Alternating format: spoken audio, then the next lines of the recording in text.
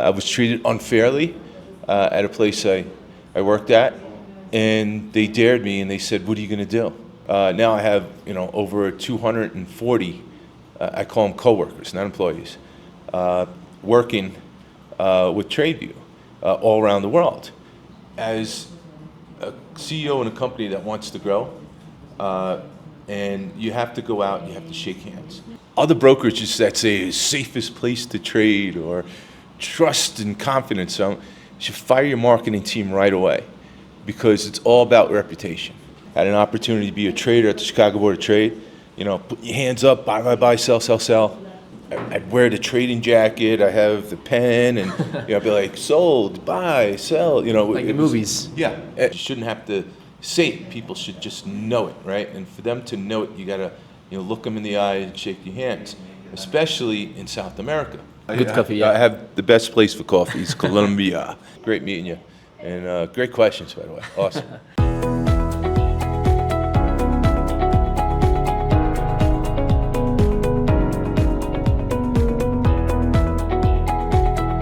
C-Level, negocios que importan, líderes que inspiran. Timothy, welcome to C-Level Magazine and welcome to Bogota, Colombia. How are you? The first question, the most difficult one. Tired. Too much work. I've been traveling for 3 weeks straight. Went to New York City, then flew to Dubai, then Dubai directly to here, which was a 22-hour ordeal to get from Dubai to here. And here I am. Also went to Peru. Now I'm back from Peru yesterday, and took the office out last night. So, we had a couple drinks, so I'm feeling a little rough this morning, but we're going to have a great interview. Good coffee, with good coffee, yeah. I have the best place for coffee. It's Colombia, yeah. Timothy, you started Tradeview in 2008, more or less. What opportunity did you see in the market that wasn't available? Yes.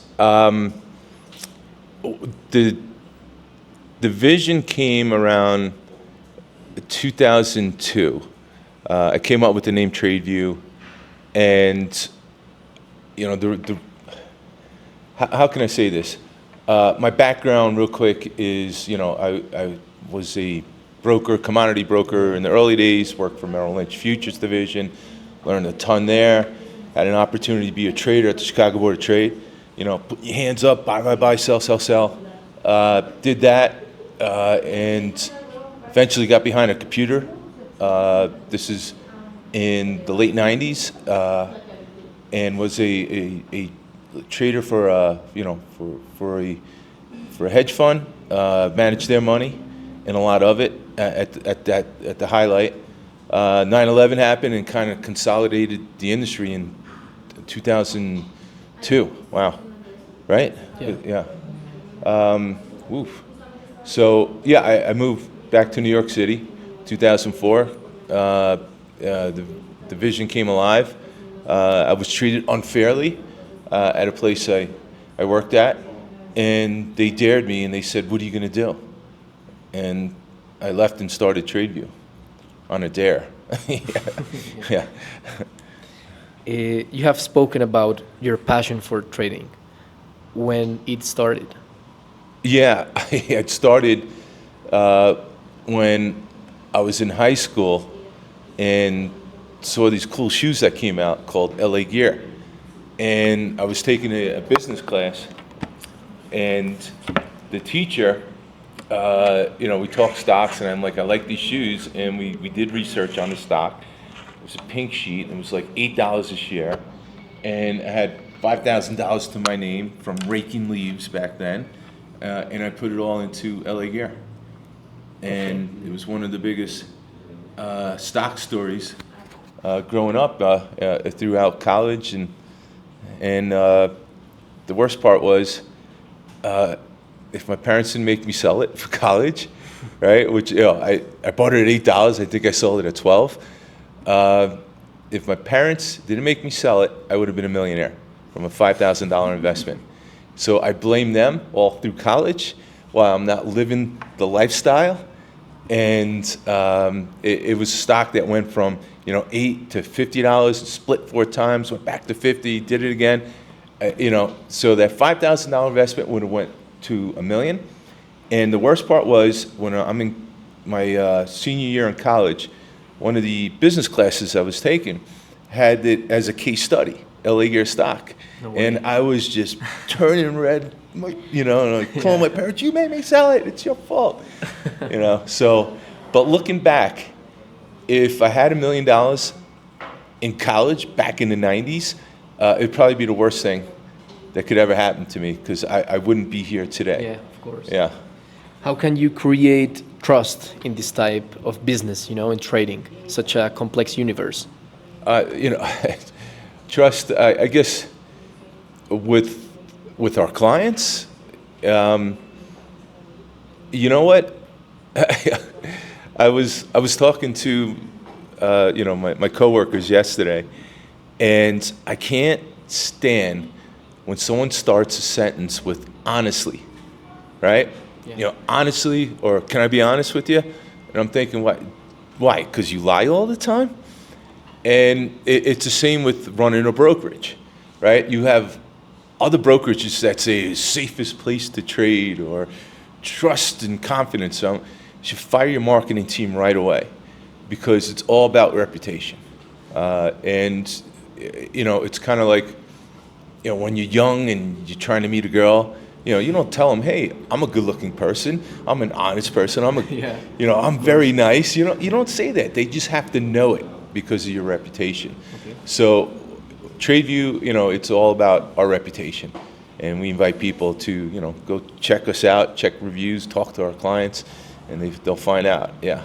And how do you manage to work through a lot of pressure, Because it's hard to imagine how a C-level can manage pressure in this universe of trading, of a lot of elements. Yes, that's a great question. And a little bit of background of this brokerage is Sunday night, 5 p.m. Eastern time, the market's open. It's 24 hours, right? There's no off. On Sunday, 5 o'clock comes. So on Sunday, the butterflies start going off a little bit towards the afternoon, and so my Sunday's ruined.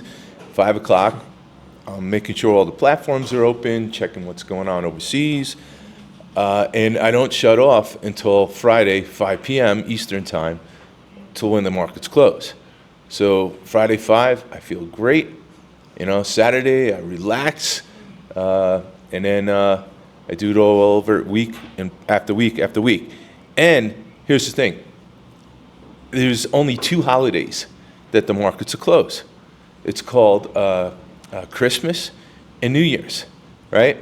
And last year they fell on a Saturday, so I didn't get my day off, my 2 days off during the year. Yeah. So I had 0 days off the entire year last year. Yeah. You talked me about the importance of trading in your life. It began in the 90s. The evolution of this area is nowadays like a trending topic. It's consolidating. Yes. Yeah, another great question, because when I was a trader at the Chicago Board of Trade, right, I'd wear the trading jacket, I have the pen, and I'd be like, sold, buy, sell, Like the movies. Yeah, it would be communication amongst one person to another person.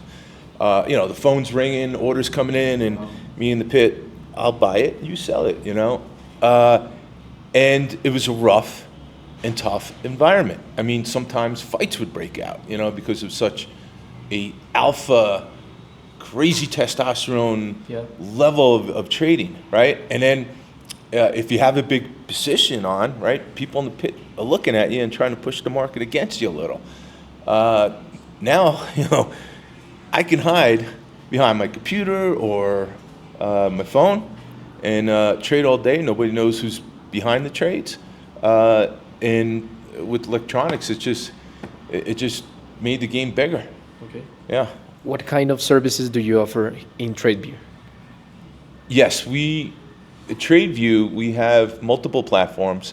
The popular one is MetaTrader, where I'd say majority of our clients trade currencies online 24 hours a day.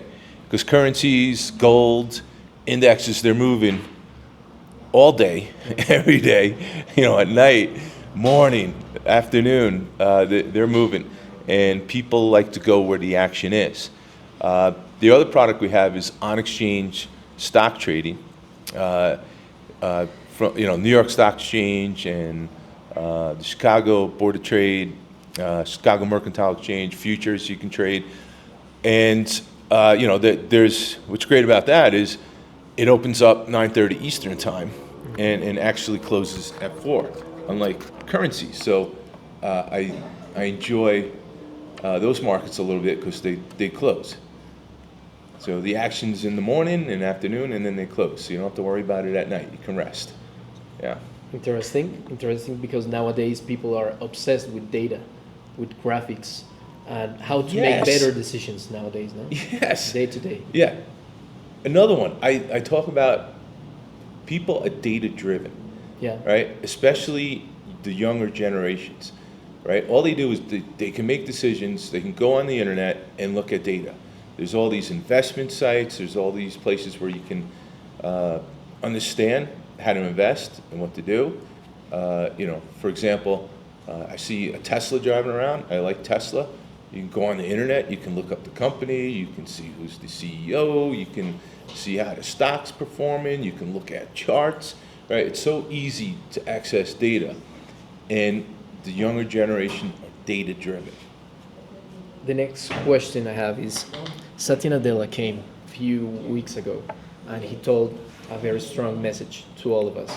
He said, Colombia is a very important country for developing AI. Who came? Satya Nadella, the Okay. CEO of Microsoft. Yeah. And I saw on your profile, and you opened an office here in Colombia. Yes. Why Colombia? Why this destination? We have the ingredients for investment and developing new technologies.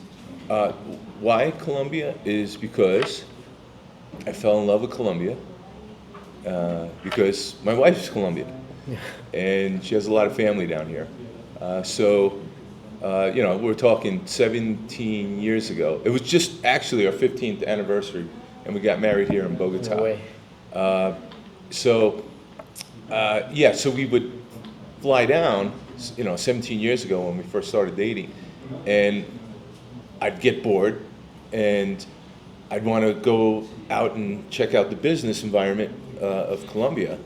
And so I'd go out and shake hands, meet people, and trying to learn the business environment down here. And this is when I was, getting Tradeview going in New York. And I'm like, hey, can we maybe, are there smart people down there? Yeah. And she's like, oh yeah. She's like, Bogota, there's all the universities. They're very smart. They're very capable. I'm like, can we get people that build websites and marketing and technology? She's like, oh yeah. So we started with 3 guys in an office, actually in this building, 17 years ago. Yeah, it was like a brand new building. We opened a small office and started with 3 guys. Okay. Yeah. Can you give us some tips for developing better decisions to invest and to, of course, be in this universe of trading? Better decisions to what? Invest? Yeah. Yeah, it goes back to data. The data is available out there. One of the things is, there's a couple of reasons people trade, right? So you can go to your phone, hit this app, and you got charts, you got graphs, you got movement in the market, and you could trade off your phone. Now, a lot of people just trade because they have an ordinary life and they want to make it extraordinary, right? Think about this. You're trading currencies 24 hours. I buy gold, I go to sleep. The first thing you do when you wake up is you open your app on your phone to see the price of gold. Where it's at. Did I make money? Did I lose money? Did I hit my stop loss? It's an exciting part of your day. Let's say you're going to work, right? you have that ordinary life, and then you take your phone out and you throw a trade on during work, right? Yeah. It's just an exciting part of life. Now, there's the other side, there's longer term investing, and that's where, you have an idea, like you see the Tesla driving around, you think it's a great company, you love the concept. Or when I was 16, I saw a sneaker I liked, and I thought it was the coolest thing in the world, and I bought the stock, and luckily it went up a lot. Yeah, of course. You've talked also about risk management, and I think this is essential for the business and for the C-level of a company. Yes. Can you talk about this importance of risk management in your day-to-day basis?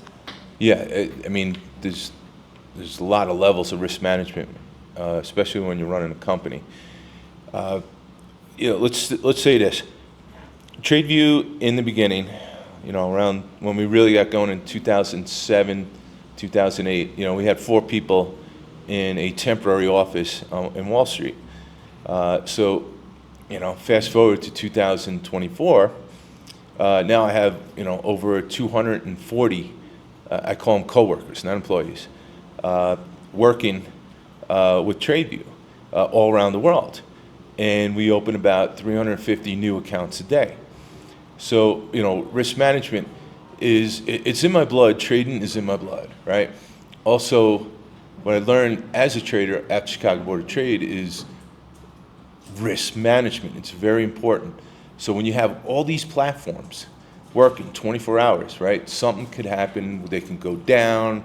You have all these clearing firms that all the trades are going to. You have to make sure everything matches. So, you have a lot of people behind the risk management, and then ultimately, I'm responsible for it. So I have to check it as a business owner, as a CEO of a company, multiple times a day. And my phone is always on that somebody can give me a call if something goes wrong. But, knock on wood, we have it down to a science. Okay. You talk about co-creation and co-workers. Do you think, or how do you manage to to guide all these people to work with a purpose? Yeah, that's the big question. How do you inspire? How do you motivate? Yeah. How do you find the right people to help grow your company? My thing is, my theory is, ultimately, if you're a good CEO, you should be able to sit on the beach and drink margaritas all day, right? Yeah. Unfortunately, it's not the scenario. If you have a company that runs so well, you should, and hire the right people that really care about your company, you shouldn't, as a CEO, have to do a thing, because you're a business owner, not a business operator. However, in a growing company, right, it doesn't work. There's no unicorns and rainbows like that. So we bring people in, that want to be involved with a growth company that can help grow the company, that can deliver, right? That's the big word. It's deliver. Can they deliver? Yes or no? Is there greatness in them, right? And the other thing is, can I pull the greatness out of them, right? And get it into the company to make it greater, right? So Tradeview's been on a great growth chart. I mean, if you look at the chart, it's almost as good as LA Gear back when I was 16, right? So, and then the other part is, I have 250 things going on a day. And, one of the things I really have to get more involved with is my coworkers and bringing the greatness out of them. So that's why I travel a lot. For example, I'm here in Bogota. Before this, I went from Cayman Islands to New York in a week because we have an office there. From New York, I went to Dubai because we're opening a bigger office out there. And there was a expo for 2 days that we were involved with. There was an event where we got a couple awards, which was great. I had a couple interviews like I'm doing now. And then the next stop was the 23-hour flight, to Colombia. Nice. I have a final question. So Timothy. the point is, Yeah. the point is, as a CEO, right? And I know I have a lot of friends that run companies like this, and I know other people that I'm not friends with. They sit in a corner office, they hide in their office and they point fingers all day, right? As a CEO in a company that wants to grow, and you have to go out and you have to shake hands, right? You have to be a relationship developer. You have to develop, and to develop those relationships, you got to go out, look them in the eyes, meet them. If it's clients, if it's coworkers, if it's money managers, if it's other people in the industry, right? You have to develop relationships. The only way to do it is go see them. And guess what? I'm in an international company, and it requires traveling. So I travel 6 months out of the year to run this And you company. develop also more trust as you also gain more confidence and know more people. It's like Yeah, I hope so. I mean, that's why I do it. So, you're not going to see, can I be, like I said in the beginning, honestly, or, the safest place to trade. You're not going to see those words. You shouldn't have to say it. People should just know it, right? And for them to know it, you got to, look them in the eye and shake your hands, especially in South America, because we have an office in Peru. And there is, other companies try to come in, but they're not successful like us. And the reason is, and they ask me, I spent all this money, and I'm like, because you send in the wrong message. You got to go out with people. You have to have breakfast. You have to have lunch. You have to have dinner, right? good networking. Then you got to go out and have coffee with them again, and then drinks, and then eventually they like you. They introduce you to their network of friends, and that's how you build a company in South America. Is you got to look them in the eye and shake their hands. Interesting, Timothy. I have a final question, and it's what are your goals for 2025? You talk about about Tradeview. You talk about like your personal abilities, Yeah. skills, but Yeah. what are you willing to accomplish next year? Yeah. Oh, oof. All right. Well, I'm a businessman, right? I'm an investor too, right? One of the things I can't stand is renting offices. I have to buy them, right? When you buy, you build an equity, right? So if I'm buying an office, like in Peru, we've been renting for all these years. Now we're going to buy an office out there. Here in Colombia, where we do technology, back office, in marketing, I bought the office. So Dubai, we're looking to purchase the office. Same thing with New York. So yeah, in 2025, instead of renting, we're looking to buy beautiful offices around the world. Okay. Yeah. That's the key for your company 2025. Build equity. Okay. Right? And part about building equity is if you're gonna have people in an office, you might as well own it, right? And that's building equity. Timothy, thank you very much for being here in Bogota, in your office, and of course in C-Level Magazine. Awesome. Yeah, no, great meeting you. And great questions, by the way. Awesome. Well done. Thank you.